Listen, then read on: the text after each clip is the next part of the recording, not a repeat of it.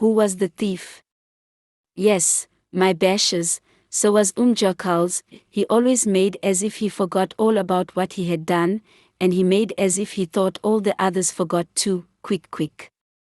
He is maar so shalm. Here Outa took full advantage of the pinch of snuff he held between his right forefinger and thumb, sneezed with evident enjoyment 2 or 3 times, and continued. When Jackals thought Hyena was quite well, he went to visit her.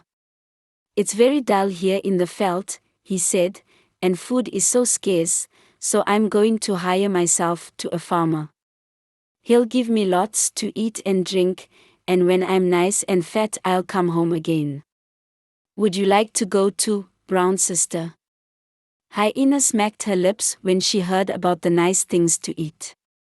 She thought it a very good plan. So they went to a farm, and Jackals talked so nicely that the farmer hired them both to work for him.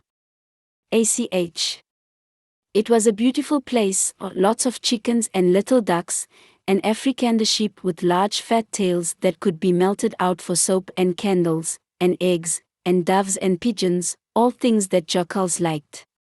He just felt in his stomach that he was going to have a jolly life.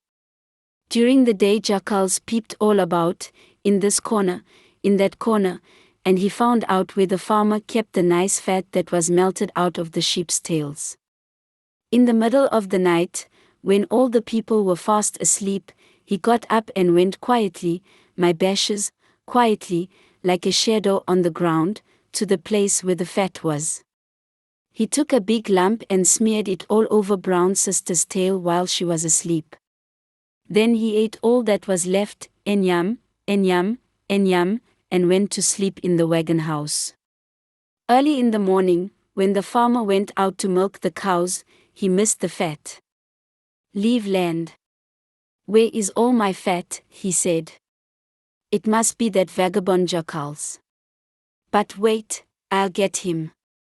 He took a thick reim and his sjambok, and went to the wagon house to catch Jackals and give him a beating. But when he asked about the fat, Jackals spoke in a little voice. No, baas. Would I then do such an ugly thing? And look at my tail. There's no fat on it. The one whose tail is full of fat is the thief. He turned round and waved his tail in the farmer's face, and anyone could easily see that there was no fat on it. But the fat is gone, said the farmer, someone must have stolen it, and he went on hunting in the wagon house. At last he came to where Hyena was sleeping, just like a baby, bashes, so nicely, and snoring a little, not the loud snoring like sewing planks, go-ko, but nice soft snoring like people do when they sleep very fast, cuw. It is the deepest sleep when a person snores cuw. Hyena's head was on some chaff, and her tail was sticking out behind her, stiff with fat. Aha! Here is the thief, said the farmer, and he began to tie the reim round her. Old Brown Sister sat up and rubbed her eyes. What's the matter? She asked. I had a beautiful dream. I dreamt I was eating fat the whole night, and so you were, my fat, said the farmer, and he pulled the rope tighter. And now I'm going to teach you not to steal again. Poor old Brown Sister jumped about when she found out what he was going to do. She ran round and round the wagon house trying to get away. She called out, and she called out that she did not know about the fat, that she had never tasted it, and had never even seen it. But it was no good. Look at your tail, said the farmer. Will you tell me that your tail went by itself and rubbed itself in the fat?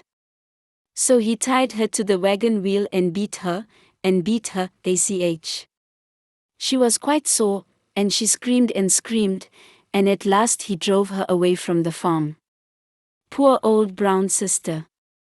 She didn't even have the fat from her tail to eat, because, bashes see, with the running round and the beating, it was all rubbed off. But she never went to live on a farm again, the felt was quite good enough for her. Is that the end, Outa? Asked Willem. Yes, my bosh. It's a bad end, but Outa can't help it. It does ma end so. And where was Jackals all the time? Inquired Paitai, severely. Jackals, my bosh, was sitting on the wagon saying his prayers, so, my bashes. Outa put his crooked hands together and cast his twinkling eyes upwards till only the yellows showed. Busy, Brame. Ho Jiao Hanges same.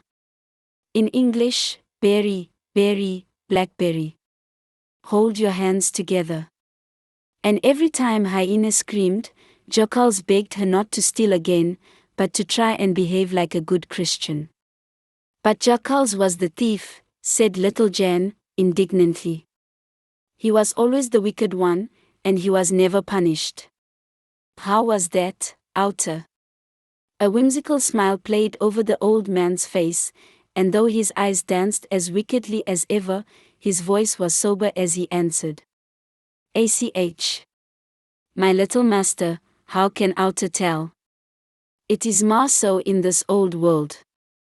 It's like the funny thing Baas Willem saw in the Cape Town, that runs down a place so quickly that it just runs up on the other side, and then it can stop, but it has to run down again, and so it keeps on, up and down, up and down. You mean the switchback? Asked Willem. ACH, yes. Bosh, Outa means so. And in the world it is the same, up and down, up and down. And often the good ones are down and the bad ones are up. But the thing, Outa can't get the name right, goes on, and it goes on, and by the good ones are up and the bad ones are down. But Jackal seemed always to be up, remarked Willem. Yes, my bosh, said the old man, soberly. Jackal seemed always to be up. It goes so sometimes, it goes so, but his eyes suddenly had a faraway look, and one could not be certain that he was thinking of Jackals.